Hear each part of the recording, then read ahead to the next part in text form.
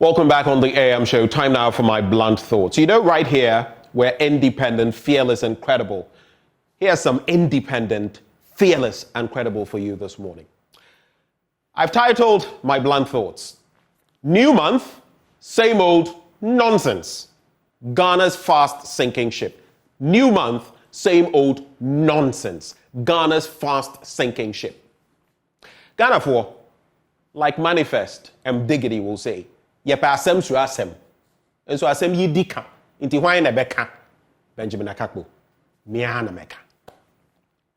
Mr. President, let me start with you this morning. You hounded out a supremely intelligent, unyieldingly diligent, and unflinchingly patriotic man who was willing to stand up to those greedy bloodsuckers in your administration who were up to no good.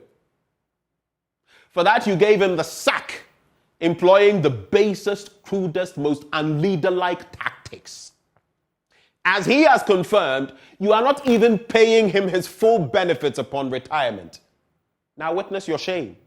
You have egg all over your face. You did your worst. Today, Daniel Yaudomelevo has been vindicated. He's hailed as a hero.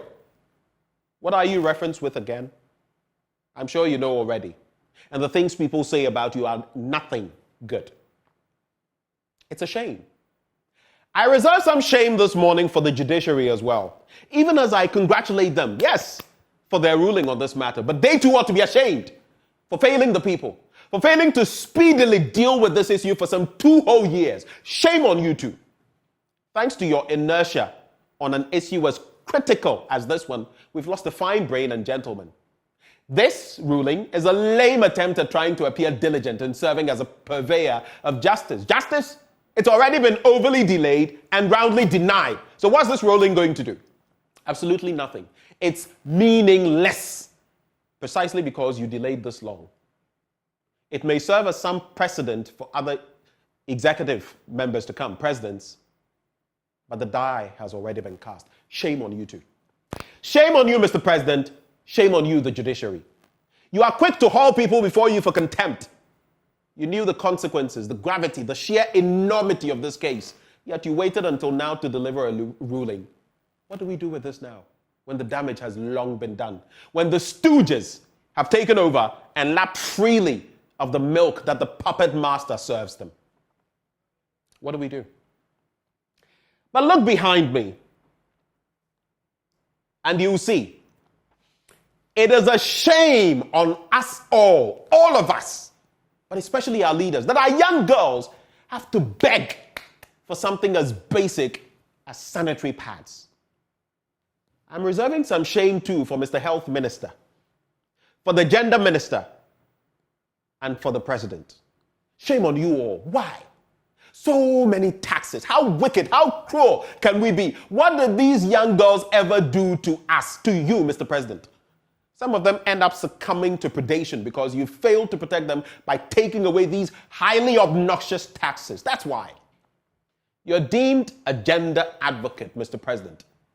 Yet girls and women cannot even afford to buy basic sanitary pads owing to obnoxious taxes. And you're happy. In fact, today, I'm not saying it for any other reason. I've been buying some of these sanitary pads and donating them to people. Today, I'm going to have to do the same because there are people who need it and I have to buy and give it to them for free. Why? So much for gender activism. Gender activist, my foot. And for those of you, hold it right there. For those of you who may be saying, oh, he's going too hard on him. When you come here, maybe you will understand me. The luxury taxes on sanitary pads. Why do we even say they are luxuries? Why do we put them in that category? A sanitary pad is a luxury? Blimey. Government must scrap luxury tax on sanitary pads. That's according to Rosetta Intriwa-Boache, Public Relations Officer of the National Association of Registered Midwives, Ghana. And recently, some of our young ones had to demonstrate, hit the streets on the back of that. We have a 20% import tax, which is unjust and unethical, according to her. Rural girls cannot keep menstrual hygiene owing to high cost. Adolescent girls are vulnerable to menstrual complications, and others have become victims of transactional sex to afford sanitary pads. Let's go to the next slide. Now, here's the breakdown. 20% import tax, 20, and 15% VAT on menstrual products. 35%. What's going on?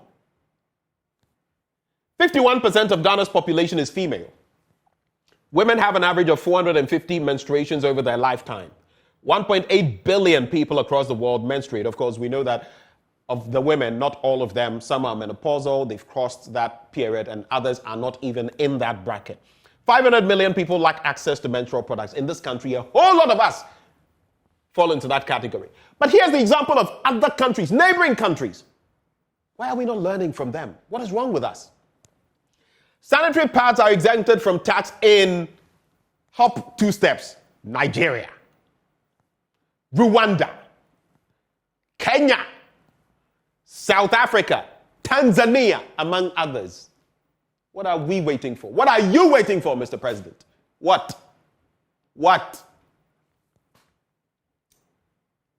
You see, Mr. President has been going around bragging. We secured an IMF deal in 10 months, one of the fastest on record. Hey, Nana. You see, we really have no shame, do we? Now, after everything that has happened, it appears we're celebrating only the mediocre stuff. After dropping us into this sinkhole, we're patting ourselves on the back for getting a beggarly ride on a wimpy horse that is as stable as our electricity supply nowadays. That was meant to be sarcastic, by the way. We all know how erratic power supply has been, but hey, which words are more severe than pathetic? Because that's where we find ourselves now as a country. Pathetic. Beyond downright pathetic. You told us, cut your coat according to your cloth. Well, Mr. President, if you had done this earlier, walking the talk that you are not spewing, we wouldn't have been here in the first place begging for alms as though we were dim-witted. Why do I say this? No disrespect to any mendicants or beggars, but who would beg if they were not just rich but wealthy? You see, that's my point. In the midst of plenty, the fool is thirsty. That's us. In this exceeding abundance of natural and human resources, if we still go a-begging, then something must be fundamentally wrong with us, with our misleaders and how they think. It simply points to just how slack our leaders have been and continue to be, even while waxing lyrical about cutting our coat according to our cloth and blah, blah, blah. We knew that, and yet dug ourselves into a pit so the IMF could come and dig us out again. How is that even rational on any level? Who does that? Well, this administration does, apparently. They do. Mr. President said, there is no rush to get back to the international market. We will be ramping up our own domestic savings. We will have systematic control of our public expenditure. We must cut our coat according to our cloth. Yet, soon after, what did he say? Ghana will soon return to the international capital market. Who even gave him that assurance? Who told him that? This will provide the needed funding to execute government's mandate. Oh, so we can't execute government's mandate unless we go into the international market. So the resources that the World Bank and the IMF are giving us will not suffice, at least to cut our coat according to our cloth. Ayo. The shutting of the capital markets of the country has been a worry. So which is which? The first one, he said, or what he followed up with? Which one do we go with as a people? Now, the misery continues when it comes to our economy. If you follow Hanks, Professor Steve Hanks' annual misery index, some don't like to hear his name, but I do. Whatever the circumstances, if he's pointing to some things that are right, I stick to them. Ghana has been ranked 15th, the 15th most miserable country globally, according to Professor Steve Hank. Inflation being the major contributory factor to the misery, and the current inflation, of course, standing at 41.2%.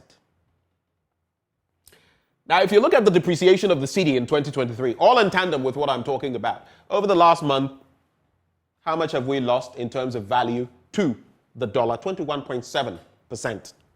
If you look at January, 20.6%, February, 22.7%, March, 22.7%, April, 21.7%, May, 21.7%. So the IMF money, our expectations about stabilizing the CEDI have not really panned out. In fact, just a few days ago, about 2 days ago, it was trading at about 12 Ghana cedis plus to the dollar. It's fallen slightly, but with such instability, What are we going to do to our economy? Over the last week, the depreciation was over 9%. Why? This brings me to my closing commentary. You see what is here? Education, textbooks for laptops in SHS. This country here. What Mr. President said, cutting our coat according to our cloth. We don't know FOCO about that. We don't do that. Kasankwa. We will replace, and I'm reserving special shame for him as well, the Vice President. We will replace textbooks with textbook-embedded laptops in the senior high schools. It's aimed at preparing students for the global village. To be implemented before the end of 2023. This will be more cost efficient. Sir. Next slide. Now, if you look at the same project, about 62,000 laptops were distributed to SHS teachers. You remember that?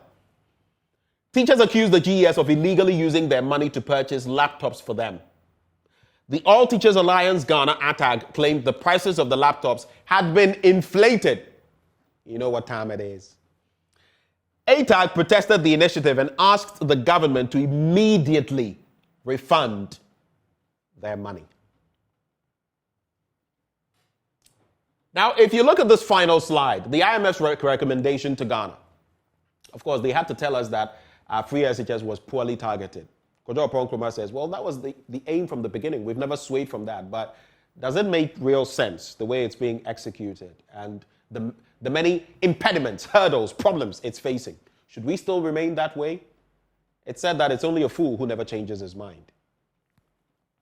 Key identified areas of potential improvement of education spending include strengthening primary education resources, better teacher training, and stronger performance-based funding practices. Does that lend any credence to the laptops for students bit? Is that how we do it? Especially considering our resource constraints, or is it just something to represent something? You don't even have the resources to provide sanitary pads for vulnerable girls, but you claim that you are going to what? Provide laptops for SHS students. Next joke, please. I know you can do it, but only so some middleman in your government, and who knows, some others too, would get a cut. But to what end, I ask? Laptops? For what? Embedded with what? Provide them the textbooks they need. You've not been providing them that. What sense is there in that? Somebody, please tell me. And maybe just to wrap, what's happening anyway?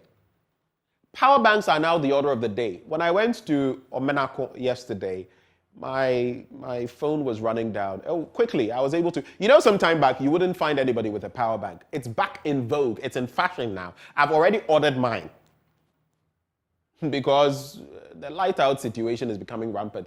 About over a week ago, my lights went off about 6 times within the period of about 4 days.